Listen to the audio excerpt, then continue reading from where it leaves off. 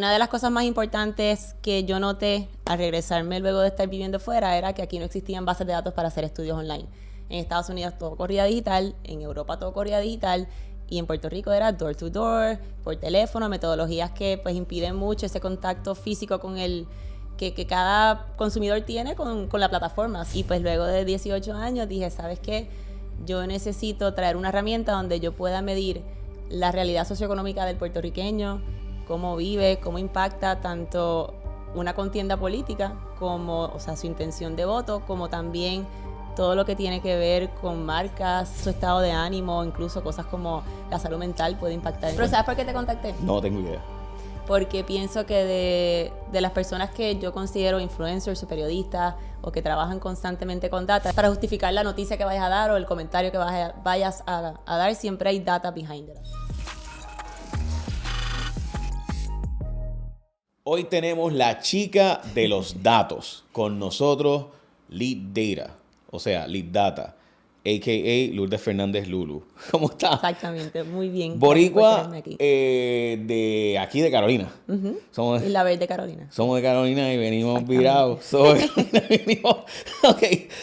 Lead Proud. Data, Lead Data. Wow, proud Puerto Rican. Qué interesante. Uh-huh. ¿Y tú hablas más español o más inglés? No, español. Yo nací y me crié aquí. Ok, ¿a qué colegio fuiste? A La Piedad. Ah, La en Piedad. Isla Verde. Wow. Que ya no existe, pero mucho talento salió de esa escuela. Sí. Te conozco unos cuantos. Un analista político famoso de Puerto Rico. Ok, vamos a tener una conversación ahora con ella porque, por si acaso, estos son los datos. Y cuando yo digo estos son los datos, mi opinión es secundaria. La opinión de todo el mundo es secundaria. Ella tiene los datos. Ok, vamos a hablar de los datos. Cuéntame. Primero, para empezar, ¿quién es Lulu? ¿Quién es Lourdes Fernández? ¿Quién es el ser humano que está haciendo su PhD en Harvard, que ¿verdad? Fue a la universidad más prestigiosa del mundo y de repente pues está trabajando en un montón de cosas y le dio con empezar a publicar una encuesta en sus redes sociales y daba al chavo básicamente todas las predicciones que diste? Pues te cuento. Digo, predicciones, ¿verdad? Suena como si fuera Nostradamus. Exacto, no, hay una ciencia behind it, pero sí. Pues mira, hace 18 años estoy trabajando en el mundo del research, haciendo estudios de mercado para el sector privado, tanto en Puerto Rico como en Estados Unidos, como en el mercado hispano, como en las islas del Caribe. Y una de las cosas más importantes que yo noté al regresarme luego de estar viviendo fuera era que aquí no existían bases de datos para hacer estudios online. En Estados Unidos todo corría digital, en Europa todo corría digital, y en Puerto Rico era door to door, por teléfono, metodologías que pues impiden mucho ese contacto físico con el que cada consumidor tiene con la plataforma, o sea, not invasive. Entonces, te da ese espacio que están teniendo una persona al lado tuyo contestando el cuestionario, pues eso se brinda a mucho bias de data. Así que, nada, me dicté a montar el panel representativo de Puerto Rico. De ahí la firma de Market Research que se llama MCLF Research, Multicultural Latino Footprint, con mi socia Marisabel Casa, que Saludos, es colombiana. Y pues luego de 18 años dije, ¿sabes qué? Yo necesito traer una herramienta donde yo pueda medir la realidad socioeconómica del puertorriqueño, cómo vive, cómo impacta tanto una contienda política como, o sea, su intención de voto, como también todo lo que tiene que ver con marcas, como su estado de ánimo, incluso cosas como la salud mental puede impactar en Sí, en pero algo. Lo que a mí me impresionó de tu data, ¿verdad? De tus datos, para decirlo correctamente, no fue el accuracy en Puerto Rico. O sea, no fue que lo dijiste exactamente como pasó, básicamente al centavo, sino que también lo hiciste con los estados, en el voto hispano. Y eso es una metodología bien diferente porque el mundo hispano en Estados Unidos se comporta dramáticamente diferente. O sea, tú estuviste también trabajando para campañas en Estados Unidos. Sí, pero te explico. La herramienta Lead, es real time, real data. Estamos todos los días en campo. Así que yo tengo todos los días información. Explica, por favor, qué es en campo. En campo es que los cuestionarios están siendo enviados a las personas que están en el panel, que son más de 300,000 active members, que por ejemplo, si una persona contesta un cuestionario de política hoy, en 3 meses no puede volver a contestarlo. O sea, que mantenemos esa unbiased de que no todo el mundo nos está llenando el mismo cuestionario una y otra vez. Entonces, nada. Unbiased es sin prejuicio. Sin prejuicio, sí. Mi Spanglish. Vas a tener que arreglar. No, es que tú estudias en inglés. Todas estas palabras tienes que bregarlas, ¿sabes? Y pues nada, estamos en campo todos los días. ¿Qué pasa con la herramienta política? fue un día que yo dije, wow, la data está tan interesante. Trabajé las primarias, estuve en Telemundo haciendo unas cuantas intervenciones. Y cuando me di cuenta, wow, realmente los resultados, yo creo en mi data, creo en mi ciencia, creo en todo, pero los resultados fueron tan exactos que dije, ¿sabes qué? Creo que voy a crear una página de Twitter y voy a empezar a compartir semanalmente esta información. Me parece que va a traer a la mesa conversaciones interesantes. Y ahí fue que empezamos a ver un giro grandísimo de un Jennifer que estaba en 49%, cómo fue bajando, cómo Dalmau fue subiendo, que fue impactando en esa semana, que impactó, que hizo que una intención de voto cambiara. Entonces, ok, te voy a hacer una confesión que no te había chévere. dicho. Cuéntame. A mí me han dado acceso algunos amigos del PNP Ajá. y algunos amigos de otros partidos, probablemente fue del PNP. Me daban datos y me enseñaban encuestas. Y eso pasa bastante. Obviamente ellos nunca van a decir que me enseñaron nada, porque pues así funciona esto. Claro. Y yo no voy nunca a decir quiénes son. Pero a ellos gracias por genuinamente saber que yo trato de hacer un trabajo genuino, aunque tengamos nuestras diferencias.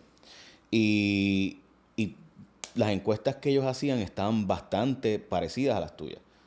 Y yo decía, pero esta gente está gastándose una palangana de chavos en ir casa por casa. Y esta muchacha, perdóname, después me enteré, ¿verdad? Que eres una... o sea, que eres una profesional de muchos años ya de experiencia. Pero la credibilidad se va construyendo así, o sea, no. Sí, no, pero mi punto es como culpo. que esta muchacha tiene de repente... Y tú me habías contactado y yo no sabía, o sea... Pero ¿sabes por qué te contacté? No tengo idea.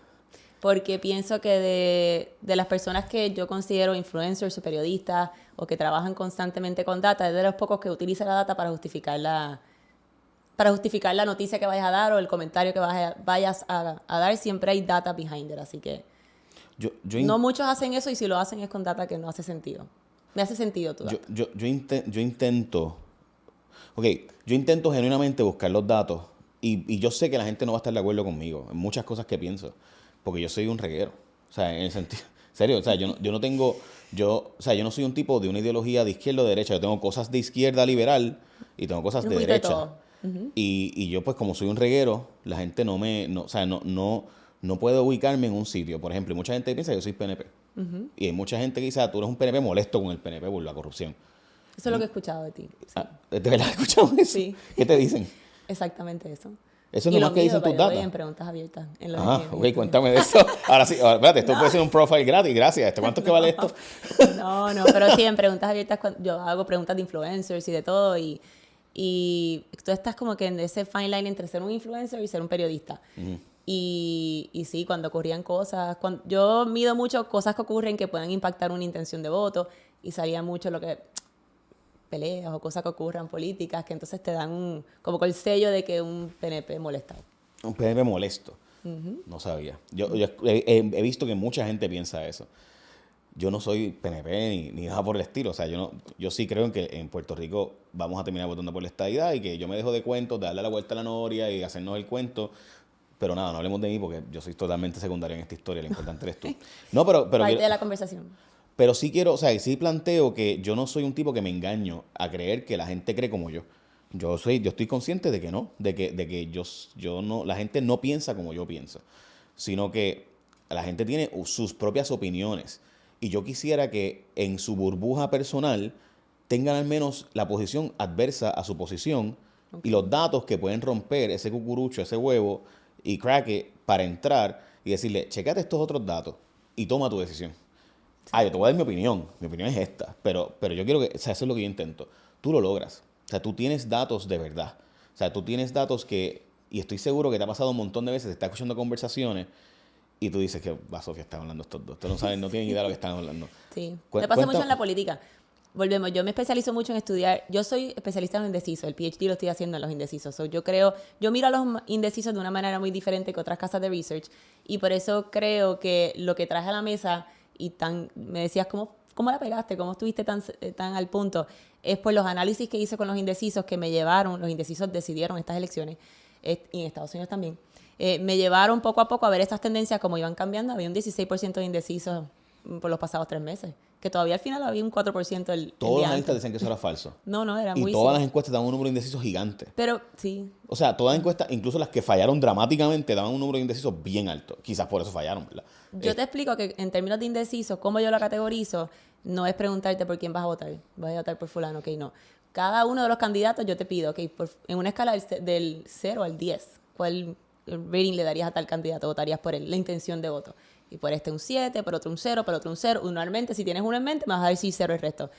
Yo siempre veía que, por ejemplo, un indeciso que te marcara... Es más, te doy un ejemplo de la contienda de Pablo José.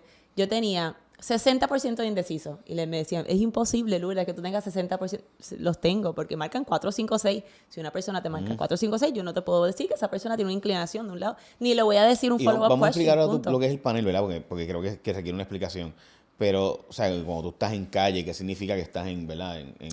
Es completamente viviendo digital. Por eso, pero Representa antes de todo que llegues Puerto ahí, Rico. antes de que llegues ahí, 60% de indecisos es un número sin duda absurdo en lo que es tradicionalmente uno piensa. Sin embargo, la política ha cambiado. O sea, parte de lo que nos está pasando a todos los que trabajamos en este mercado, y perdóname que te haga esto, ¿verdad? Pero es que todos hablamos mierda. O sea, porque es que todos estamos hablando de nuestras experiencias de vida de hace 20, 30 años. Otra cosa. Y el mundo ha cambiado tan dramáticamente con la era digital. O sea, yo leí el libro Generations, no sé si sabes, ella escribió básicamente esto mismo que tú planteas. Es como que el mundo es tan diferente de hace 10 años, porque es que esto de tú tengas una computadora contigo 24/7 en tu bolsillo, cambia todo. Este concepto de generaciones, antes tú veías una generación de los Silent Generations ¿verdad? Y después los Baby Boomers, and they were look-alike, o sea, tenían cosas parecidas, habían diferencias. Y sí habían evoluciones en el pensamiento, pero ahora el pensamiento es dramáticamente diferente en 1 año, en 2 años, o sea, en 3 años cambió totalmente el landscape. Eso para mí es como que, wow, es que es bien chocante nuestro trabajo. Y personas como tú me hicieron saber de verdad ese nivel de indeciso. 60% indeciso. Viste la contienda, mis números fueron tal cual. Yo siempre tuve a Pablo José. Luego que se acomodaron los indecisos, después de los debates, que fue lo que decidió todo, se acomodaron muchos con él. Ahí pude ver cómo se iba ese indeciso. Creo que terminé después de un 30 y pico, de ahí a otra semana un 20, y fueron bajando hasta que se acomodaron a un número normal. Pero la contienda terminó al decimal con los resultados finales, y yo sé que muchas otras encuestas tenían un número diferente y volvemos. Yo me enfoqué en ese indeciso, le di su espacio, que se acomodara, que fuera decidiendo, y pues era la realidad. Hasta que pues, los debates hicieron que se acomodaran. Cuando los analistas políticos dicen que los debates no cambian las cosas, pues... Cambian. Es como los influencers, es como hacer... O sea, a veces me preguntan, ¿vale la pena gastar mucho dinero en un influencer, en una campaña? ¿Hace la diferencia? Yo pienso que sí, que no, depende la ocasión, depende el momento. En este caso, los billboards de Benito vinieron en un momento perfecto donde había un grupo de indecisos que necesitaba ese empujón. Y el bien táctico de esos billboards empujaron a ese indeciso. O sea que sí, hay cosas que sí, hay otras cosas que no, que gastan mucho dinero en un deportista, en un qué sé yo, cualquier persona famosa, mucho dinero en la publicidad, y te das cuenta que con buscar a alguien de la comunidad que te haga reír y represente mejor o conecte mejor con ese público, pues hubiese salido mejor. Hay un estudio que se hace, que se publicó recientemente sobre el tema de los influencers y cómo la gente percibía a Kamala, porque llevaba Beyoncé, llevaba toda esta gente, es como que, they ain't gonna pay my bills. O sea, es como, esa gente no va a pagar mis billes, esa gente no va a pagar mis... O sea, ¿qué me importa a mí lo que va a decir Beyoncé en el stage político? Beyoncé no va a pagar mis facturas de la luz o del agua. O sea, Bush, o sea, es como que no me trae... O sea, a mí esa gente que cante, y sí, que tráelos para que canten, pero no los vas a traer para que me digan por quién yo votar. Porque en la práctica ellos no saben lo que yo vivo, esos son multimillonarios. No cambia. Puede cambiar por 2 y 3 días y vuelve otra vez a la normalidad el número que estaba. Te puedo decir que Taylor Swift, por ejemplo, Taylor Swift, que fue y la endosó a ella, no movió nada. Al contrario, no causó hasta rechazo. O sea, no... Ahí volvemos. Aquí tienes que entender que los temas más importantes en Estados Unidos eran la inmigración, la economía y el national security. O sea, la seguridad nacional. Esos son los 3 temas más importantes. Taylor Swift no va a cambiar el padecer en eso. Aquí en Puerto Rico habían otras, era un voto muy emocional, donde todo lo que ha vivido el puertorriqueño en los pasados 7 años tenía un impacto en su día a día muy fuerte. Y cuando salieron esos billboards, atacaron, ahí volvemos. Sí, la gente conectó con ese mensaje porque sí, había una intención detrás de eso. Son 2 cosas diferentes. No, además de que no solamente son los billboards, es la cobertura de esos billboards en todo el overmedia, o sea, todos los medios. Y un punto importante, las redes sociales. Ese era el tema, o sea, el tema en todos lados era por eso yo no entiendo la pelea del PNP, la entiendo desde la perspectiva de unir su base. No entiendo el por qué seguir cucando ese toro. Porque cuando tú dices, Jennifer dijo, voy a pasar la página, vamos a unirnos todos, no tenemos que seguir peleando, ese es the right message, ese es el mensaje correcto. Porque si Bad Bunny mañana hay que hacer un super PAC y montar un partido político, él tiene los chavos para eso. Claro. Tiene la influencia para eso. So, yo no sé si yo fuera el PNP no me tiraba esa jugada. Nada. Ahí el PNP. O sea, yo no pelearía con el tipo, el influencer más grande del mundo. Punto. Claro. O el top 3 influencer. Pero hay que entender, volvemos a lo que yo mido, lo socioeconómico, entender la realidad del puertorriqueño. Es un corazón bien golpeado, un voto muy, muy emotivo. Entonces, hay que entender que todo ese tipo de cosas ya la gente no podía más, no puede más. Y es como ese cambio y esa esperanza que depositaron, como siempre me preguntaban, ¿lo depositaron en la Alianza, en el Partido Independentista, Dalmau? No, es en el cambio, es lo que representa. Y en este caso, yo pienso que eso, para terminar el tema de los billboards, Bad Bunny humanizó su persona y era Benito. La gente te hablaba de Benito, no Bad Bunny. Incluso en los estudios que yo hacía, la gente te hablaba de Benito, no decían Bad Bunny. O sea, humanizó su persona en esta contienda electoral. Ok, quiero plantearte varias cosas sobre esta elección. ¿Qué cosas movieron para ti la aguja según tú veas los datos moviéndose? ¿Qué cosas esto movió la aguja, esto movió la aguja? Por ejemplo, hay gente que plantea que la enfermedad de la esposa de Dalmau le creó un ángulo adicional y le ayudó a subir. Hay otra gente que plantea que eso fue una coincidencia. ¿Tú piensas que no? Cuéntame. Por lo menos en números, no escuchaba mucho. Cuando llego a las preguntas, hago preguntas abiertas de follow-up donde la gente, ¿y por qué tienes intención de votar? Y si estás inseguro, ¿por qué te inclinas hacia este candidato? Tu pregunta original, cantazos que yo recibí es cuando empecé a ver la data de Jennifer bajando drásticamente y de repente cogiendo un número de Dalmau. Y creo que de lo más que me chocó es ver a Jesús en un tercer lugar bastante distante, todo el tiempo, desde el primer momento que estoy midiendo la data. Entonces, cuando fue pasando el tiempo, cosas como lo de Benito, volvemos otra vez, yo tenía a Dalmau en un 26, 27, de repente se me disparó un 33, 34, o sea, definitivamente a la semana el impacto, y la gente lo mencionaba. Me puso a pensar, tomé la decisión, ¿sabes qué? Lo voy a hacer, ya no voy a pensar más, me voy con Dalmau. O sea, hizo un impacto inmediato en el indeciso que hizo que Dalmau terminara con 33%. Ok, en cuanto al Jennifer bajar, hay básicamente todos los comentaristas hemos dicho, y me incluyo, que a ella le pasó algo bien fuerte con el tema de Luma. Yo pienso que un poco injusto, voy con ella, porque ella tiene un punto sólido en cuanto a que hay que hacer una preparación para sacarlo. O sea, no es como que te vas y, o sea, eso no funciona así. Pero el cambio con Luma causó una impresión de, ese es más de lo mismo. Correcto. Sí. Tu impresión fue, los números te dieron eso. Sí. O sea, ella empezó a bajar desde eso. Ella empezó a bajar direccionalmente cada semana, estadísticamente cada 2 semanas, mientras Dalmau iba subiendo direccionalmente cada semana y estadísticamente 2 semanas.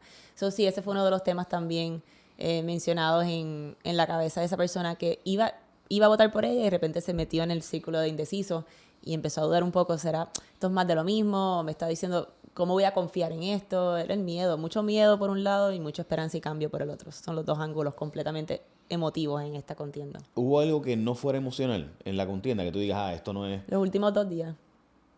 Los últimos 2 días fue la razón. Yo estuve en campo, ya quedamos claros. Vamos a hablar ya mismo lo del campo. Vamos a hablar quedamos claros lo que está en campo, pero yo estuve en campo. No, hay que explicarlo, porque el campo hay que explicar qué significa eso del campo, pero yo todas las semanas estaba reportando data estadística con 800 en la muestra, un margen de error de 3.39%, todas las semanas.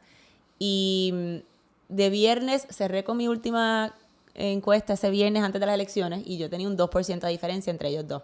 De viernes a lunes saqué un campo agresivo de misma muestra, pero todo el fin de semana midiendo encima de eso pues los eventos, la publicidad más a fondo, los mensajes que estaban tratando de transmitir de cada candidato y los cierres de campaña. Y el lunes terminé con una diferencia de un 6%, 5 a 6%, y ahí te puedo decir, ahí sí se volvió a funcionar, porque había personas cartas que salieron a la calle, la gente empezó a leerlas, la gente empezó a leer bien de qué se trataba todo lo que estaba planteando Dalmau. Hay gente que decía, yo no estoy de acuerdo con esto, no estoy de acuerdo con esto, no sé, tengo miedo. Y esa funcionalidad, sí, eso de funcionar, sí, los últimos 2 o 3 días. O sea que no, lo emocional fue clave hasta los últimos 2 días. Cuando tú... Pienso que la publicidad, volvemos otra vez, el poder que puede tener una publicidad, pienso que ahí los últimos 2 o 3 días que las campañas fueron intensas, y el cierre de campaña, o la fiesta que él hizo, ¿no? El festival fue... Festival de la Esperanza. De la Esperanza. tuvo un impacto, lo tengo en números, definitivamente causó que muchas personas, incluso que iban a votar por él, se fueran con Jesús. O sea, yo tenía a Jesús un 16 y terminó un 21. Esa fue la única contienda que te puedo decir que estuvo un poco off, pero por esa razón. O sea, que mucha gente que iba a votar con Dalmau terminó votando por Jesús porque dijo, no puedo votar. Fue el turnaround más grande que yo tuve de diferencia. Por él. No por Jennifer, pero por él. El número de Jennifer en todas las encuestas, by the way, no solo la mía. Todas estaban en 38. Sí. Todas estaban en 38. A mí me subió a 39. .88 ese lunes. Pero sí, no. Y por si acaso, todo esto que está diciendo lo publicamos. O sea, esto no es algo que está diciendo ahora para sonar bien. No, yo publicaba todas las semanas. Y todos cogíamos tus datos y los republicamos. Sí, así que están ahí. O sea, no es un cuento. Ok. Y se presta para conversaciones y en que el público entienda lo que es una proyección y lo que es una encuesta. Los medios creo que tienen que hacer una mejor labor educando al público sobre el rol que tiene una encuesta en todo este proceso. Pues te voy a dar un ejemplo de algo que a mí me molestó. Y esto a mí me molestó mucho. Yo pagué una encuesta, casa por casa. ¿Verdad? Modestia aparte. No yo nada más. Toda la gente que me sigue en Patreon, ¿verdad? Y pues la gente que me sigue en patreon.com/JFonsecaPR. Muchas gracias por ayudarme. Porque todo el mundo piensa que yo soy multimillonario porque, ¿sabes? En Puerto Rico, ¿verdad? La gente de los medios, y yo pues, y no estoy tirando un llorado, me va muy bien, me va brutal. Pero no soy multimillonario, no soy millonario, por si acaso. O sea que, ¿verdad? Que quiero dejar eso claro. Y una encuesta vale dinero, o sea, vale decenas de miles de dólares. ¿Qué pasa? Que yo, pues digo, voy a pagarla. Voy a hacer una encuesta, voy a hacer un programa de Patreon, estoy seguro que un montón de gente se va a meter. Pues no se metió tanta gente como yo esperaba. Maybe, pues por X o Y, no sé, tampoco le di tanta promoción porque honestamente me siento un poco incómodo pidiéndole 5 pesos a la gente al mes, es raro. Y digo, si eventualmente me botan de guapa y me quedo en los medios, solo en social, pues probablemente lo haga. Es una opción. Hago un canal de Patreon y me quede full ahí. Pero so far, o por el momento, pues nada, pues ahí está. Pues la cosa es que esa encuesta decía que Jennifer González ganaba cómodamente la primaria. Yo la publico. Todas las encuestas locales decían que Jennifer perdía y que el gobernador ganaba. Y la única que dio públicamente que él... Te iba a decir la mía también. La tuya decía que ella ganaba, correcto. La tuya decía que ella ganaba y más o menos por el % que ganó. Oh, sí. Y la de nosotros igualmente. O sea, decía una ventaja mayor, pero ciertamente la máquina de estructura, etcétera, etcétera, se sabía que se iba a pegar eso. Nada. Y lo explicábamos en los programas. Pero todo el mundo en los medios barrió el piso con la encuesta, barrió el piso conmigo, o sea, cómo era posible que esa encuesta no servía, que pidiera los chavos para atrás. Entonces yo me quedo como que, ok, pues entonces, ¿en qué quedamos? Porque todo el mundo se queja del Nuevo Día, todo el mundo se queja de las encuestas tradicionales. Entonces alguien viene y hace el esfuerzo genuino, oye, salga bien o salga mal, genuino, de pagar una encuesta y lo que hacemos es que we bash. O sea, le pasa, pues mira, ¿sabes qué? Pues hazla tú. Entonces, porque si la única encuesta que va a servir es la que tú hagas, pues hazla tú. Entonces, pero no. O sea, entonces voy a criticar la de todo el mundo. Eso un poco le pasa a los muchachos de Abre. Abrepr.com tiene un .org, perdón. Hace un análisis de los municipios. Y cada vez que hacen un estudio, la gente le dice, ese estudio no sirve, pues hazlo tú. Pues dale, mete mano y haz tú un estudio. No, es que eso es mucho trabajo. Ajá, sí, eso mismo. Ok, volvamos a ti. No. Y la cantidad de trabajo. Una encuesta como la que tú haces es menos costosa que una encuesta de las tradicionales, sí, porque claro, no hay que ir casa por casa. Es digital, es menos costosa. Okay, ¿cómo vamos a hacer negocio entonces? Pero igual termina siendo, oye, es un estudio de mercado, es mucho menos costoso, pero termina siendo una inversión para cualquier empresa, cualquier persona que corre un estudio cuesta. Pero no solamente es el dinero, es que la persona llena esa encuesta en su espacio, en su tiempo, la calidad de información que recibe no tiene precio. Yo puedo hacer juegos visuales donde la gente piensa que está haciendo un juego, un pareo, y al final yo estoy capturando qué fue lo primero que tocó, dónde fue el primero que... O sea, que hay mucha inteligencia de data que adquieres por la manera que tú presentas los datos y ellos lo llenan. Entonces, no solamente el costo, creo que es una combinación de todo. Pero te puedo decir que el Leads, cuando me lancé a hacer esto, toda la semana fue una inversión personal grandísima porque... A mí nadie me pagó para hacer esto. Y lo recalco porque había tanta gente en los medios diciendo, alguien le tiene que estar pagando, nadie me pagó. Lo vi como, obviamente, una responsabilidad y demostrar que metodologías como estas funcionan y tienen éxito. Güey, pero asumo yo que tú publicas, porque eventualmente vendrán entonces... Claro, no, al final del día... Porque ganas una credibilidad y esa credibilidad... Y la credibilidad se construye haciendo lo que hice. O sea, al final del día publicando datos que tú puedes ir atrás y mirar la trayectoria de todo lo que fui publicando. Y pues educando, yo creo que el factor educar, creo que los medios necesitan mucho de educación. Sí, yo publicaba en mis canales de Twitter, Instagram, Facebook, Instagram empecé después, en Facebook y Twitter gratis, no me pagaba $1, pero lo hice porque eventualmente, para llegar a la televisión, eventualmente, para llegar a redes, ¿verdad? Pues obvio, o sea, tú no puedes, no es como que te ven, sí, vente para acá gordito, o sea, eso no funciona así. Igualmente tú estás publicando esa información buscando eventualmente crear una credibilidad, un brand awareness, o sea, tu marca va a darse a conocer, ok. Además de eso, creo que es muy importante darle voz al pueblo. Hay muchas encuestas que corren una vez al año o para algo bien puntual. Hay que darle voz al pueblo y mucha gente me escribía, ay, me siento identificada con lo que estás poniendo. Así mismo me siento yo, estoy indecisa por eso, como que se representan en la data que van viendo y no hay nadie que mida eso a diario.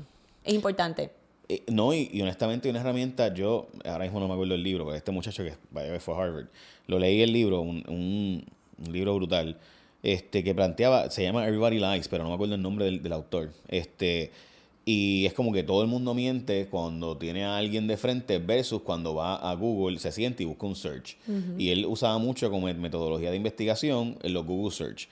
Y él planteaba, por ejemplo, que ¿verdad? Temas bien privados y confidenciales, pues la gente lo busca ahí. Y voy a dar un ejemplo, obviamente, y discúlpeme que estés aquí al hablarlo, pero IRI, por ejemplo. IRI es disfunción eréctil. Sí, sí. Tú hablas de disfunción eréctil, nadie tiene eso. Tú vendes un producto de disfunción eréctil, nadie, no yo llama lo a nadie. mido, así que te puedo decir que... ok, perfecto. Yo mido todo. Chica de los en datos. este caso, pues ese caso, mide la gente que padece disfunción eréctil. Por medicamentos y demás, claro. Y definitivamente es increíble lo que te comunican en la isolation. Por eso, cuando se hace la encuesta casa por casa, nadie lo tiene. Cuando se hacía el Google Search, uno de cada 2 varones ha hecho un Google Search en algún momento y por si acaso no buscan disfunción eréctil, buscan cómo fortalecer la erección. O sea, es exactamente lo mismo con otro nombre. Lo probamos en una... Mentalmente eso, again, perception is reality. Lo que a veces uno mentalmente juega para buscar ese tipo de cosas, es lo mismo, sí. Ok, por si acaso hicimos el experimento con una publicidad que hicimos nosotros donde publicamos una historia sobre disfunción eréctil. Y nadie llamó muy poca gente. Pusimos el mismo arte, le cambiamos a hablar de fortalecer la erección y ¡pum!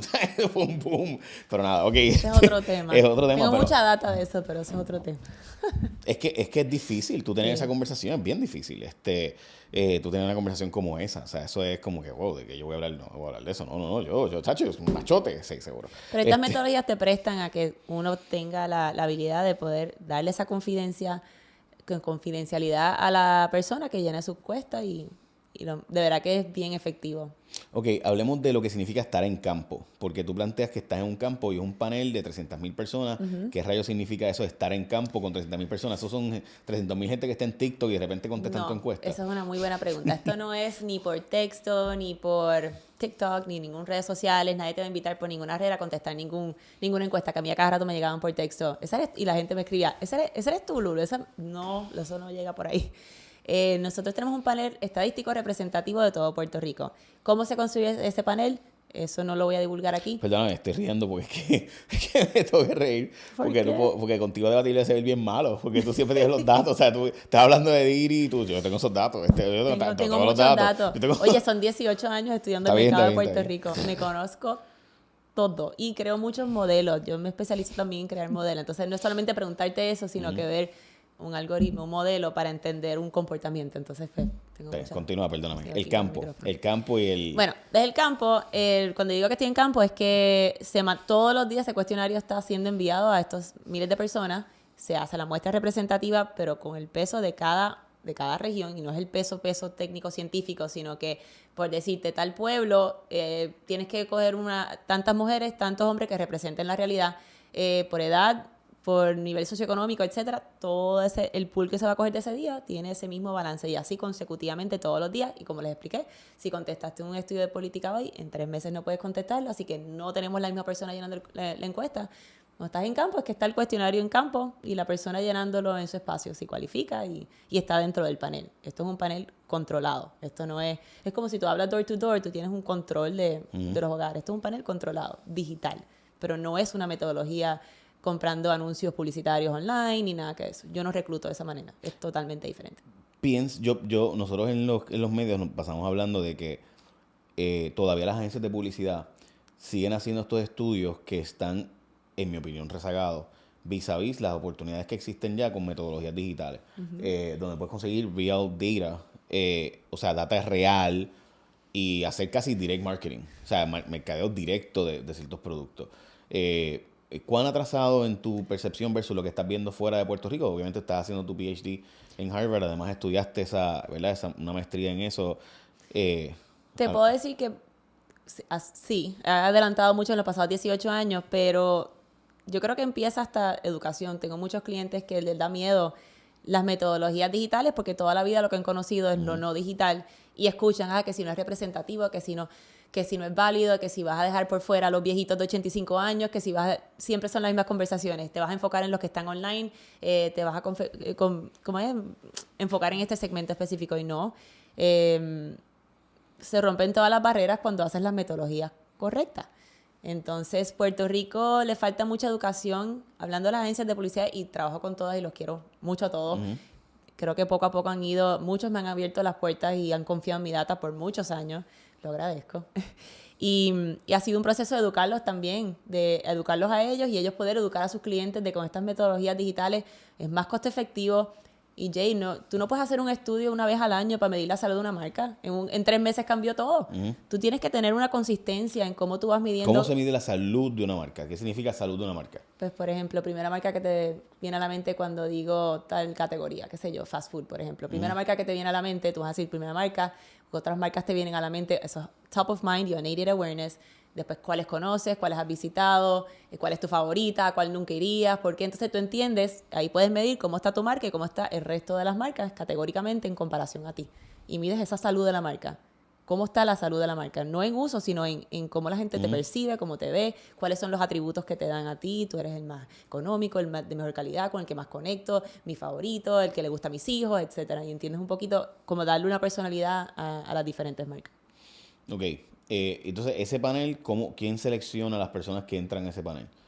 ¿De cuál panel estás hablando? Tú, por ejemplo, tú tienes un panel de Puerto Rico, o sea, que tienes otro en Estados Unidos, o sea, tú tienes, ¿verdad? Tú estás trabajando para campañas. En Santo Domingo y en las Bahamas y en varias otras islas. Jamaica. He estado desarrollando tecnología de bases de datos en todas estas islas. Dios te bendiga. Y prospere tu empresa. Oye, traer tecnología a estos procesos porque son bien arcaicos, de verdad, bien arcaicos. Sí. Y se vuelve bien difícil encuestar, bien difícil, door to door. Ya la gente no confía. Sí, ir a las casas de la gente puerta a puerta. Tiene miedo. Ya. Una de las cosas que en Pensilvania estaban diciendo es que estaba la hija de George W. Bush yendo casa a casa a tocar puertas. Es como que, ¿quién abre la puerta hoy día? O sea, nadie. O sea, la gente no contesta llamadas telefónicas, haría lo abrirte la puerta, tú sabes. Tenemos un mundo bien de mucha desconfianza. Ok. Tú tienes, por ejemplo, en la encuesta también a Miguel Romero bien arriba. Siempre lo tuviste arriba, cómodamente. Igualmente a Pablo José. ¿Por qué? O sea, ¿cuál fue la diferencia entre tu metodología y las otras encuestas para saber? El indeciso. En mi caso fue el indeciso. Yo pienso que como estas elecciones lo decidió el indeciso y había una diferencia tan amplia en indecisos entre semana por semana, que al final del día yo, cuando apliqué la ciencia, por ejemplo, Pablo José, si quitabas a los indecisos estaban en empate. Cuando aplicabas el indeciso y la intención del indeciso, se iba por encima siempre él. Y los debates decisivos. Mucha gente se fue con él. Y fíjate, al final del día, él estaba ganando votos de Villafañe, no de indeciso.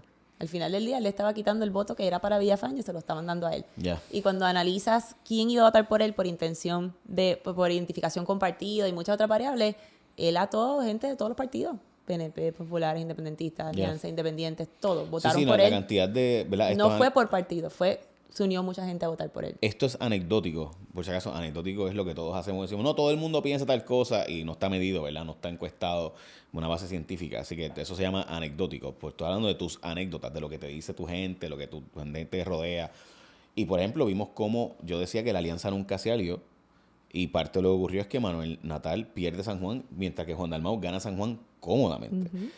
Y eso te muestra, ¿no?, un poco de que esa alianza, sí había una alianza, pero realmente había un elector que giraba favorablemente a Juan Dalmau, pero no necesariamente a la alianza. ¿Sabes por qué? Cuéntame. No la alianza, pero específicamente Miguel Romero, por ejemplo. Había mucha gente que sí conectó con Miguel Romero. y querían que los proyectos continuaran, continuidad. Te decían que había hecho un buen trabajo. Entonces, tenía mucho más peso que votar por Natal. El voto de él fue simplemente continuidad, la gente conectó con su trabajo y... Que, modestia aparte, algunos dijimos hace unos cuantos años que Lúgaro era la candidata perfecta para San Juan, que Natal debería correr al Senado y Juan Dalmau a la gobernación. Eso fue mi opinión hace años, no es nuevo. Pueden buscar mis lives, pueden buscar mi experiencia en radio, mis programas de televisión. En un momento, gente de verdad, Manuel Natal, lo hablé con él directamente, que mi percepción era que él se iba a gastar políticamente en vez de, o sea, que él tenía futuro y se estaba tirando demasiado rápido a un burn y además que Lúgaro desde el 2016 mostró una fortaleza en San Juan muy brutal. O sea, ella tenía una fortaleza en San Juan que honestamente no tenía más nadie. Esa es mi opinión, ¿verdad? Lo digo con el intento de objetividad que pueda tener y puede usted creerme o no creerme. Ok, hablemos entonces del resto del país. La percepción de los partidos, ¿qué has visto? O sea, ¿qué te dice la gente? ¿Los partidos de Blas Amarca está irreconstruible? ¿Se puede arreglar? Mira, el único partido que todavía tiene su fiel base, y eso que ha bajado, es el partido PNP, que todavía, por el tema del estatus, es lo que une ese partido. Pero el Popular, yo creo que era un 12% lo que tengo en mis números de identificación con el partido, bien bajito. Incluso el Partido Independentista bien bajito, el Movimiento Victoria Ciudadana también. O sea, no hay identificación. Creo que un 50%, 52% no se identifica con un partido. Yo con la data, yo les pregunto por quién votaron hace 4 años, por quién votaron hace 8 años, cuál fue el partido con que se identificaban antes, con cuál partido crecieron, qué partido era tu mamá, qué partido era tu papá. Yo tiro análisis entendiendo el entorno completo de ese votante.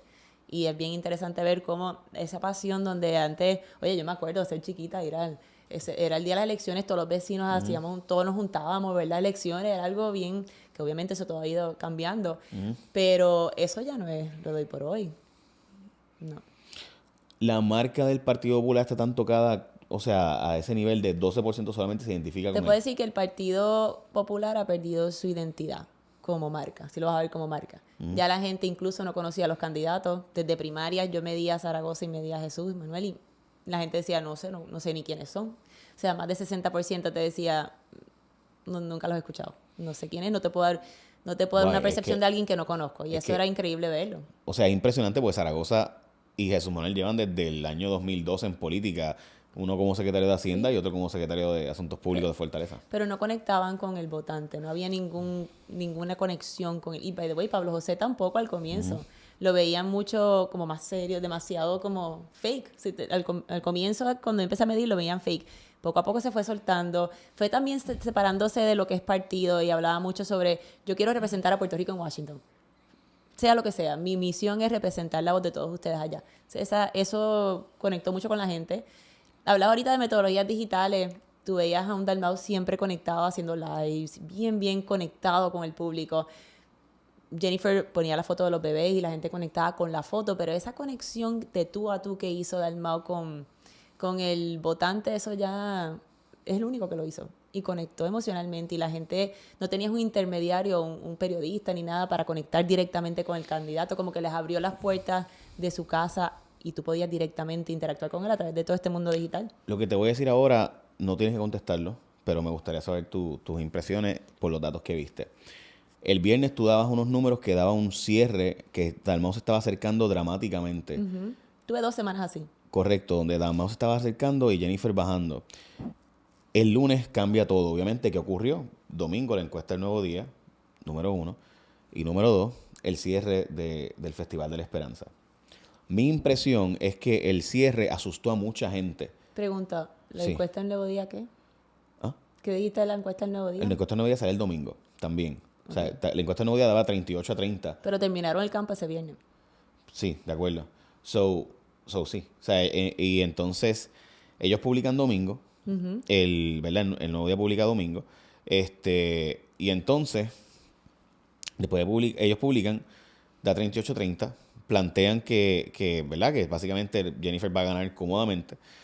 Pero vimos que lo que ocurrió en el evento fue distinto y que básicamente Jennifer se queda más o menos en 1% de diferencia. Tú dabas unos números bien diferentes. Yo vi 2 encuestas que eran números idénticos a los tuyos. Que decían que se había cerrado mucho la brecha, e incluso vi una encuesta que ponía a Dalmau ganando por 1%. Yo dije, ¿verdad? Públicamente que aunque esa encuesta quedaba por 1% de Dalmau, las estructuras políticas logran siempre poner un 3%. So, te iba a decir, hay un margen de error de 3.39. Yeah. Por eso es que la parte de educar, a veces yo ponía una encuesta y yo al lado siempre ponía en la columna positivo o negativo. ¿Cuánto subió, cuánto bajó? Si subió 2.11, bajó 0. Cuánto. Y la gente, wow, subió 2%. Hay un margen de error de 3.39%. Por eso se mantiene igual. Yo siempre decía, cuando hay un cambio estadístico, se lo voy a decir, se mantiene igual. Esa encuesta que a lo mejor pudo haber puesto a Dalmau 1%, con el margen de error puede ser, está sí. igual. No, by the way, antes de que sigas por ahí, por si acaso esto es estadística pura y tú lo puedes explicar mejor que yo, lo importante siempre en las encuestas estadísticas es la tendencia, nunca es el número exacto. O sea, el número exacto tiene un margen de error. Lo importante es cuando tú ves esa tendencia de subir o de bajar, hacia dónde va la tendencia. Por eso Donald Trump, las encuestas que estaban diciendo que iba a ganar, es porque su tendencia era a subir y la de Kamala a bajar. Así que fue lo que vimos aquí con todo lo que yo estaba publicando. Correcto. Uno subía, el otro bajaba hasta que se estabilizó ella. Y ahí fue que él agarró, empezó a subir y ahí fue que todo el mundo se asustó. La gente, ¿verdad? Y se emocionó, los dos. Se asustó y se emocionó. Exacto. Creo que se asustó mucha gente y el susto fue lo que provocó que mucha gente votara por ella finalmente. Ese fin de semana, lo funcional, volvemos. No es que fuera el susto, es que la gente yo creo que hizo su asignación y en su cabeza dijo no puedo votar o el cierre. Es demasiado riesgo. O sea, pero fue al final, y no es mi opinión, volvemos, tengo los datos para decirte que sí, hay que mucha gente que iba a votar por Dalmau cambió último momento porque no podían hacerlo. Ok, eso mismo es el Miedo. punto. O sea que lo que tú viste fue que el Festival de la Esperanza sí asustó a mucha gente. Sí tengo en preguntas abiertas personas que iban a votar por Dalmau que terminaron votando por Jesús. Más que nada por Jesús. O sea, no necesariamente que no te puedo contestar. Sí, pero la diferencia fue que Jennifer subió. O sea, la diferencia fue que Jennifer no subió. Jennifer se quedó básicamente igual. ¿Quién sube? Jesús Manuel. Fue un voto a Jesús. Se sentían que no se lo podían dar a Jennifer, pero tampoco se lo podían dar a Dalmau. Le dieron el voto a Jesús. Ok. Todo el mundo sabe que indirectamente se lo va a votar por Jennifer. O sea, la verdad es como que pues me siento más safe. Todo el mundo no piensa eso. No. Hay gente que piensa que su voto va a ser la diferencia y tú no sabes el resultado final. ¿No? La gente no está pendiente a la data como estamos nosotros. Créeme que hay gente que tú hablas con ellos y te dicen... Eso es una bofeta de una estadística, por si acaso. She's right, yo estoy mal, ella está bien. No, te digo que esa es una de las cosas que al final del día hay lugares aquí en Puerto Rico donde la gente genuinamente piensa que Jesús iba a llegar al segundo lugar cómodo. O sea, que volvemos a eso. Bueno, hubo una encuesta que salió que decía eso, by the way. Que obviamente se equivocó, pero había una encuesta, ¿verdad? Una persona que yo pienso que una persona seria, que planteaba que Jesús Manuel estaba en segundo lugar. Quería plantearte algo. Mi impresión es que el Festival de la Esperanza provocó algo que mucha gente no ha leído o estudiado. El PIB es un partido serio, es un partido de intelectuales, de profesores, de gente con corbata. Y de repente ver un party donde están hablando en el lenguaje inclusivo, donde está ocurriendo un evento con pantalones cortos, t-shirt, no es el PIB y la seriedad y credibilidad que tiene el PIB, donde la gente siempre decía, no voto por el PIB porque es independentista, pero sé que es el mejor candidato. De repente ocurre este evento y es como que anda, cara, pero entonces, ¿quiénes son esta gente? O sea, estos son los intelectuales, aquellos que yo decía que eran serios, bla, bla. Ajá, cuéntame. Yo difiero en ese... No está medido en tu estadística, eso no sale. No, porque al final del día el Partido Independentista ha evolucionado tanto de lo que era antes. Y ahora el público que se identifica es más, volvemos, con lo que representaba él. No es el Partido Independentista. Y creo que eso fue lo que incluso muchos independentistas dijeron al final del día. Qué raro, o sea, están todas estas banderas independentistas, pero la identificación con un partido independentista es 4% en la isla. Entonces, hay algo aquí que no cuadra. No te puedo contestar con ciencia exacta si ese evento tuvo algún tipo de influencia en esa percepción de que el partido independentista era así y ahora no es así. Pero... No, pero me refiero sobre la gente en general de que el elector, como que anda, o sea, esto, no sé, o sea, entonces para mí, como que esto soy yo, mis anécdotas, o sea, yo estoy hablando de mis anécdotas. Pero lo estoy comparando con Estados Unidos. El anuncio que más Trump le metió chavo fue un anuncio sobre el tema trans. $123 millones en un anuncio. Una cosa absurda. O sea. Y tú dices, ¿pero por qué?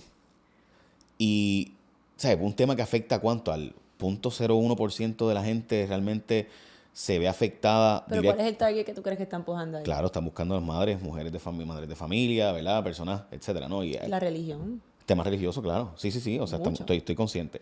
Y lo mismo en Puerto Rico. O sea, mi punto es que ese mensaje, ese mensaje de lenguaje inclusivo, de ellas, nosotros, el hablar malo en tarima, rompe con la fama, con el prestigio, por así decirlo, con la imagen, y hace que gente religiosa se asuste, y hace que gente que iba a votar por ti se asuste porque siente que, espérate, yo pensaba que yo estaría en una forma y resulta que hay otra forma.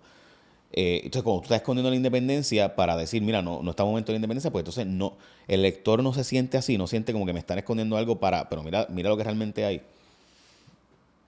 No sé. No lo encontraste en tus datos. Honestamente, en datos no. Lo que te puedo decir es que esos últimos días, eso fue que mucha gente dijo, no voy a votar por él. Iba a votar por él todo el tiempo y y estaba emocionada y todo, pero hay algo que ocurrió y a quien pienso que fue muy efectiva porque mencionaban la publicidad antisocialista, anticomunismo, que no impactó para nada en toda la elección, pero sí los últimos 2 días. Causó miedo los últimos 2 días. Y así fue. Eso sí lo tengo medido. Esa sí te lo puedo validar. Es que, de hecho, o sea, el tema de los sacerdotes y pastores, me decía Edwin Mundo, que los pastores y sacerdotes decían, el comunismo va a ser a la iglesia. O sea, o sea, lo que pasó con Ortega. Un extremo, sí. Sí, no, pero lo que pasó explicando, con pasó con Ortega, sí. ¿verdad? En que tiene una guerra con la Iglesia Católica allí, o sea, y de repente, pues, la Iglesia Católica, pues, vayan y metan preso a los sacerdotes, como que es esto. Y pues Ortega está al lado de Juan Dalmau en foto, o sea, de repente es como que, claro. Mira, no puede ser a la iglesia, o sea, esta gente viene con cosas, mira las agendas de género, o sea, ten cuidado, eso está medido.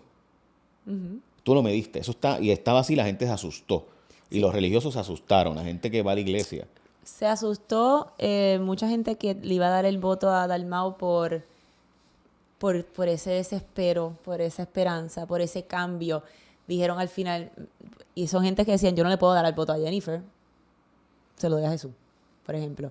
Pero sí, son personas que en su momento dado le iban a dar el voto por cambio, pero no eran personas incluso había muchos PNP muchos PNP que le iban a dar el voto a Dalmau porque estaban ya cansados de lo mismo o no conectaban. Sí, el presidente uno de San Juan es mega PNP y votó por Dalmau. O sea, hay un montón de PNP. Guaynabo votó gran... Igual que una de las cosas, me preguntaste ahorita, una de las cosas que más me impactó en la data, el indeciso que dijo al final del día, ¿sabes qué? No voy a votar. Era indeciso toda la contienda y al final dijo, ¿sabes qué? No voy a votar. Había mucho en el área de San Juan que había votado por Pierluisi en las primarias. Nivel socioeconómico más alto, y que dijeron, no voy a votar. Si mal no recuerdo, un 37% del 14% de indecisos. Wow. Super, o sea que básicamente si San Juan hubiera salido a votar en mayor número, podía poner a Juan Dalmau en una mejor posición. Y siempre lo dije. No, sí, a tu punto sí. Pero siempre dije que hay una división. Igual que te digo que el Partido Popular está desintegrado, no desaparecido, pero desintegrado, como que se ha perdido la esencia de la marca. Un partido PNP está dividido, totalmente dividido.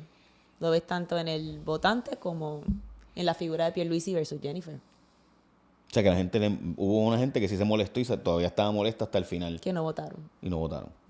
De hecho, los números de votación yo pensaba que se iban a disparar 1.6 millones y no llegaron ahí. Ni cerca. Ok. Eso es interesante. Hay, entonces, en cuanto al tema de Washington, y lo que tú viste en el electorado latino, los números latinos de Trump simplemente son absurdamente altos. En todos los swing states, los latinos básicamente decidieron esta elección por Trump. O sea, porque Kamala ganó el voto latino en general, pero en la división fue 5-4 básicamente. Y si tú logras eso, pues ganas la presidencia de Estados Unidos. O sea, ningún presidente demócrata puede ganar con menos de 62% del voto latino. Y Kamala tuvo 55%, perdió. Ok, ¿eso tú lo veías? Sí.